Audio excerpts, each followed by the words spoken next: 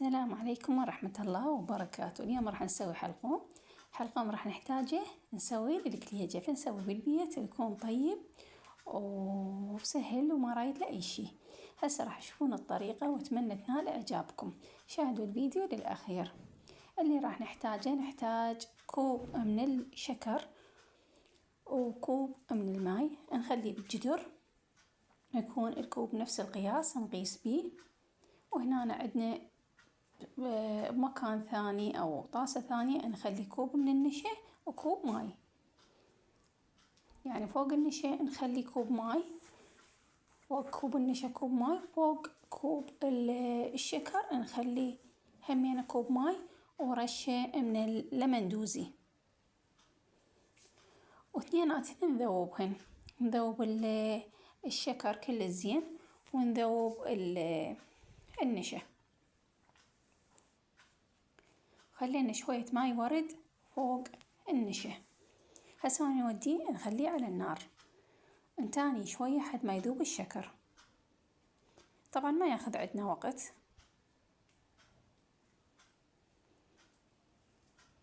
نحاول نخلطه كله زين.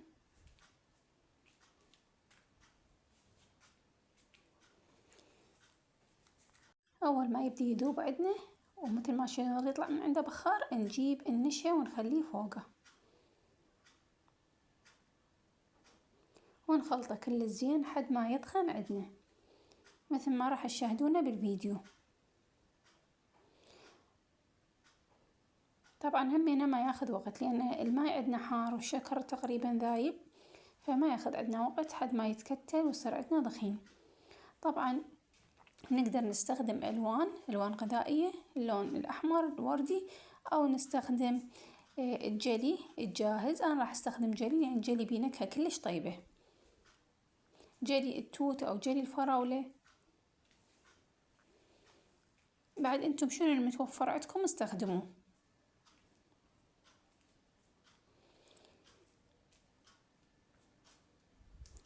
هسه راح تشاهدونه بالفيديو الخطوات بالتفصيل، لا تطلعون من الفيديو. هنا بدأ يتكتل عندنا ويدخن عندنا، لازم ايدنا بيه حتى لا يعني مكان يستوي ومكان ما يستوي.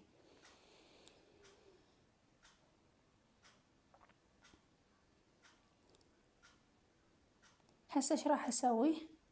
راح اجي اضيفن الجلي، تقريبا نص الباكيت ضفته لان ما عندي الوان غذائية، وقلت لكم الجلي ينطي نكهة كلش طيبة.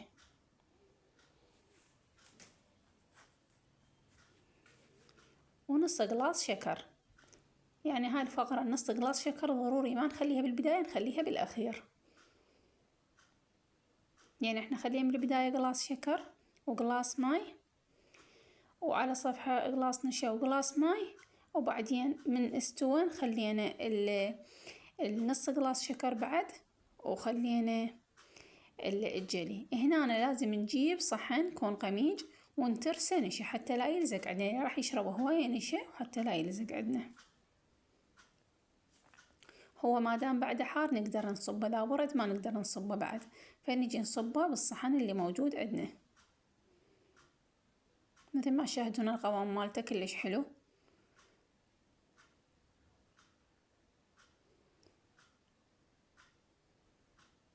تقدرون تاكلونه هيجي حلو، تقدرون تسوونه بالكليجة هم طيب كلش طيب. صراحة بالبيت حبوا ياكلونه هيجي، قلت لهم لا تخلصون لأن اريد تسوي من عنده كليجة.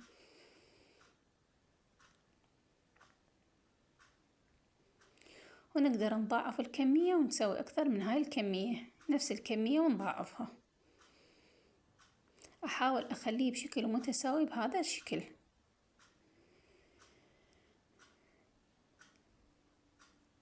وهسه من بعدها بعد ما صفيته بهذا الشكل بشكل متساوي كله، أرش فوقه نشا، ضروري نرش فوقه نشا حتى بعدين هم نقدر نقصه وحتى لا ياخذ الرطوبة. تعرفون لين هسه هو كله بخار وياخذ الرطوبة.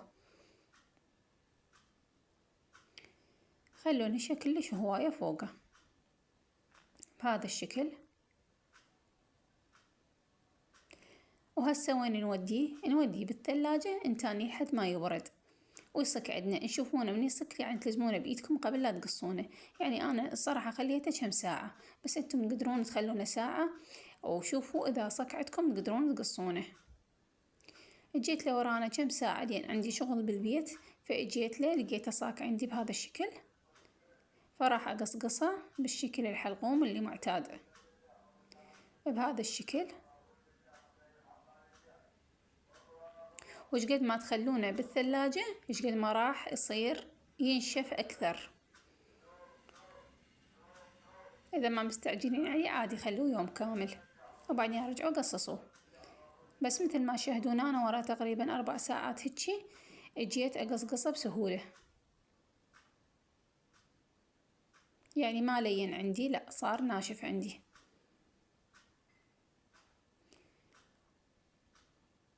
راح أطلع لكم واحدة من عنده تشوفونه،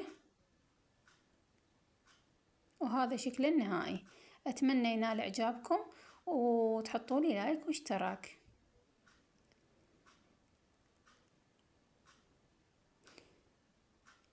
أنا اللي هنا أحب أنعفكم، إن شاء الله نلتقي بفيديو جديد، واستودعكم الله، مع السلامة.